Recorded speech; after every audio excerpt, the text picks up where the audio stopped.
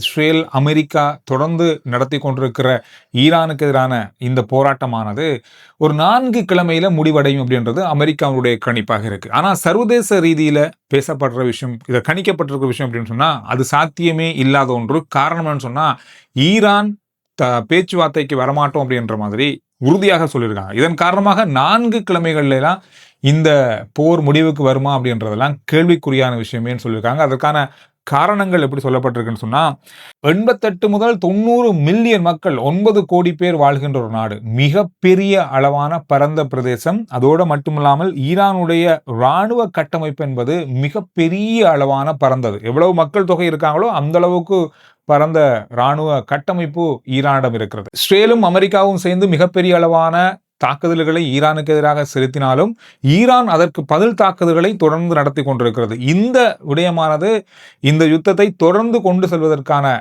ஒரு வாய்ப்பை உருவாக்கி இருக்கிறது. அது மட்டுமில்லாமல் ஈரானுடைய இராணுவ கட்டமைப்பு, அவர்களுக்கு ஆதரவாக இருக்கிற அமைப்புகள் இதெல்லாமே ஒன்று சேர்ந்து தொடர்ந்து தாக்குதல்களை மேற்கொள்ள திட்டமிட்டு வருவதால இது ஒரு நீண்ட கால போராகவே இருக்கும் அப்படின்னு சொல்றாங்க.